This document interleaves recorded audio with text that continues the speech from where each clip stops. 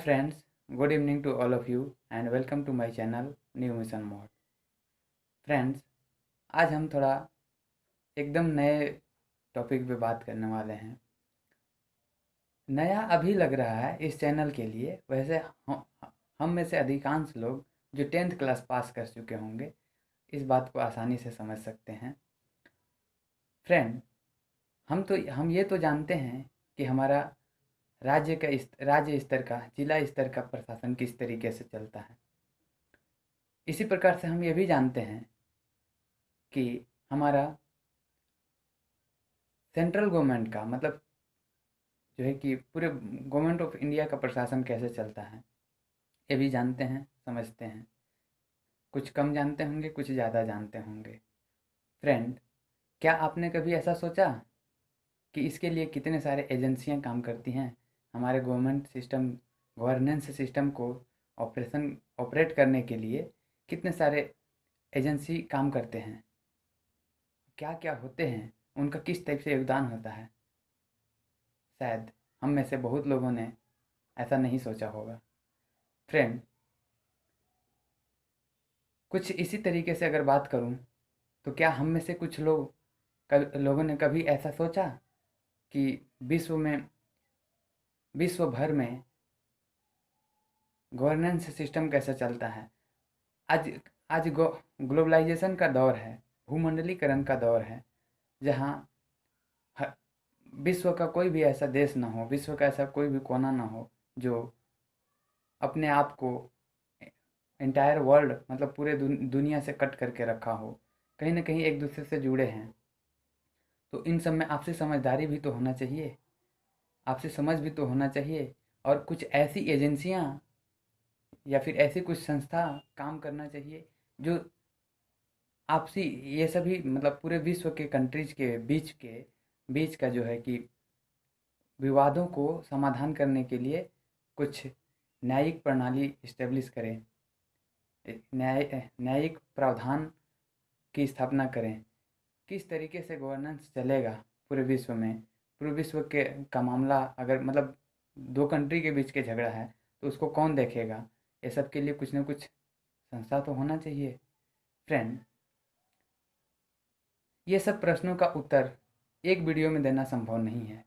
बहुत प्रकार का एजेंसी है, बहुत प्रकार के संस्थान हैं, जिसको जानने के लिए और समझने के लिए बहुत टाइम भी लगेगा, बहुत पैसेंस भी लगेगा, बहुत इंटरेस्ट की भी ज़रूरत है। फ्रेंड, अगर हम कुछ इनमें से कुछ एजेंसियों का नाम लेना चाहें, कुछ इंस्टीट्यूशन का नाम लेना चाहें, कुछ संस्थाओं का नाम लेना चाहें, जिसमें देखिए आईसीजे होता है, वर्ल्ड बैंक होता है, यूनाइटेड नेशन होता है, डब्ल्यूटीओ होता है। इस तरीके के तमाम बहुत सारे पूरे विश्व के स्तर पर एजेंसियां और संस्थाएं हैं, जैसे डब्ल्यूएचओ। हम सभी ने पढ़ा है, जाना है, समझा है, लेकिन क्या होता है ये सब किस तरीके से काम करते हैं और किस लेवल पे काम करते हैं, कितना अच्छा काम करते हैं, कितना बुरा काम करते हैं, क्या कमियां हैं, क्या खामियां हैं, ये सभी को जानने के लिए करंट न्यूज से अपडेटेड होना बहुत ज़रूरी होता है। अगर जिन्होंने अपने आप को करंट न्यूज से अपडेटेड रखा है, वो इस मुद्दे को अच्छी तरीके से समझ सकते हैं, और जिन्होंने अपने आप को अपडेटेड नहीं रखा है उनको भी चिंता करने की कोई बात नहीं है। हाँ, लेकिन ये है कि अगर अपडेट हो पाते हैं तो बहुत अच्छा है, और नहीं तो आज तो टेक्नोलॉजी का ज़माना बहुत है ही। आप चाहें तो किसी भी तरीके से जानकारी ले सकते हैं, जैसे मैं वीडियो बना रहा हूँ, ऐसी बहुत सारा वीडियो पढ़ा भी होगा, उसको समझ सकते हैं, देख सकते हैं, समझ सकते हैं। तो फ्रेंड, मैं बोले जा रहा हूँ और टाइम बीतता जा रहा है, वीडियो लंबा ना हो जाए इसके लिए माफ़ी चाहूँगा, और एक वीडियो में सब जानकारी दे पाना मुश्किल है। तो फ्रेंड, मैं बात करना चाह रहा था कि ये सब जो संस्थाएं हैं वो किस तरीके से करते हैं और कब कब आए हैं, और उनका पर्पस क्या है, किस तरीके से काम करना है और किस परिस्थिति में बने हैं। ये सभी चीज़ों को जानने और समझने के लिए आपसे डिस्कशन करना चाहता था।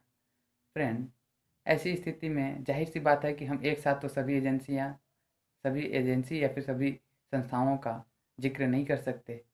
ऐसी स्थिति में हमारा भी कर्तव्य बनता है और आप सभी का भी कर्तव्य बनता है, या आप सभी के भी मन में चलता होगा कि एक-एक कर के ही एक-एक ठो एजेंसी, एक-एक ठो संस्था को जानें, समझें और आगे बढ़ते जाएँ।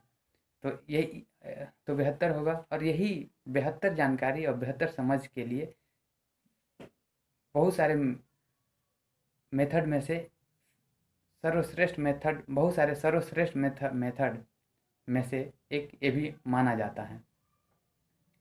फ्रेंड्स, ज़्यादा टाइम ना बिताते हुए मैं बस स्टार्ट ही करना चाहता हूँ। और स्टार्ट कहाँ से करूँ?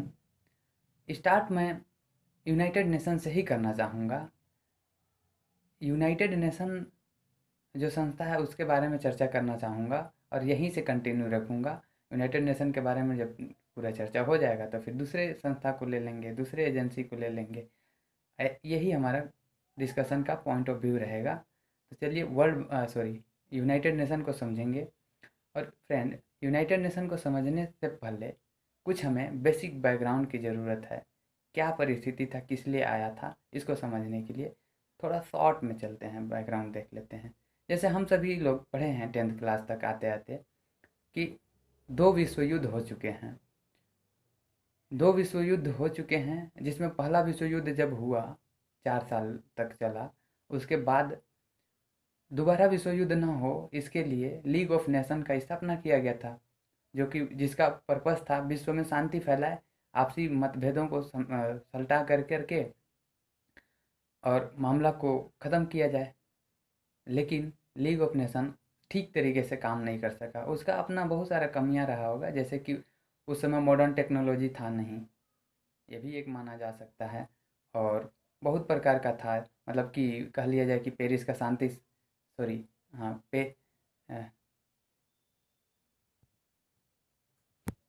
पेरिस की शांति, सॉरी सॉरी पेरिस की संधि जो हुआ था जर्मनी और फ्रांस के बीच में, वो बहुत ज़्यादा जर्मनी के लिए हरासमेंट के दृष्टि से बनाया गया था। ये भी बहुत अगले विश्व युद्ध के कारण के रूप में माना जाता है। खैर, अगले विश्व युद्ध के कारण तो बहुत हैं, उस पर न जाते हुए मैं बस इतना इसको लिंक बस करना चाहता हूँ कि क्यों आया था यूनाइटेड नेशन क्यों आया था। इस बात को जिक्र करने के लिए मैं थोड़ा बैकग्राउंड लिया कि फर्स्ट वर्ल्ड वार जैसी हुआ, लीग ऑफ नेशन आया। लीग ऑफ नेशन जब फेल हो गया तो सेकेंड विश्व युद्ध हो गया, सेकेंड वर्ल्ड वार हो गया। सेकेंड विश्व युद्ध के बाद पूरे विश्व के लीडर को, नेताओं को समझ में आ गया कि लीग ऑफ नेशन जैसे संस्थाओं से काम चलने वाला नहीं है। तो इसके लिए हमें कुछ नए तरीके से व्यवस्था देना होगा, जिससे कि दोबारा ऐसे विश्व युद्ध ना हो सके। कहने का मतलब तीसरा विश्व युद्ध ना हो सके, और ऐसा पावरफुल संस्था बनाना होगा, उसको बहुत सारा पावर देना होगा, जिससे कि ऐसा भविष्य में फिर से संभव ना हो सके। तो ऐसी परिस्थिति में जब सेकेंड विश्व युद्ध हो चुका था, उसके बाद फिर वर्ल्ड के विभिन्न लीडर ने वर्ल्ड के विभिन्न राजनेताओं ने और प्रमुख लीडर ने भी आपसे समर्थन से यूनाइटेड नेशन की स्थापना करने का फैसला लिया। और जाहिर सी बात है कि यूनाइटेड नेशन आज तक भी काम कर रहा है, हम सभी देखते हैं, समझते हैं। और इसके विभिन्न प्रकार के ऑर्गन होते हैं, अंग होते हैं। मतलब यूनाइटेड नेशन जो है, संयुक्त राष्ट्र संघ, उसका कार्य करने का तरीका किस तरीके क्या है, उसका पावर क्या है, उसके सबऑर्डिनेट क्या हैं, और उसके विभिन्न अंग क्या हैं, ये सब को जानना, समझना हमारे लिए लाभदायक होगा। तो ये सभी, मतलब यूनाइटेड नेशन के फंक्शन को हमें पढ़ना होगा, हमें जानना होगा। उसके लिए हम कोई नए वीडियो में चर्चा करेंगे। तो फ्रेंड, आज के लिए इस वीडियो में इतना ही। अगले वीडियो में हम डायरेक्ट स्टार्ट करेंगे यूनाइटेड नेशन से।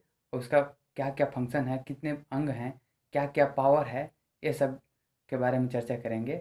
आज शुरुआत था, तो आज के लिए बस इतना ही फ्रेंड। आशा करता हूँ आप सभी को ये वीडियो, क्योंकि आज प्रारंभिक है, तो पसंद आया होगा और इंटरेस्ट बना रहे, इसलिए आज मैं इस वीडियो को इतना ही पे समाप्त करना चाहता हूँ। 10 मिनट से भी ज़्यादा हो चुका है, लगभग 11 मिनट होने को है। तो आज के लिए इस वीडियो में इतना ही। अगले आगे भी इस टाइप के वीडियो को कंटिन्यू करूँगा। इस टाइप के विश्व के विभिन्न संस्थाओं को विश्व के विभिन्न संस्थाओं के बारे में डिस्कशन करता रहूँगा। और आप सभी से रिक्वेस्ट है कि आप सभी भी समर्थन दें, साथ दें, सपोर्ट करें। और अच्छा लगे वीडियो, अगर अच्छा लगे तो लाइक शेयर और सब्सक्राइब करें।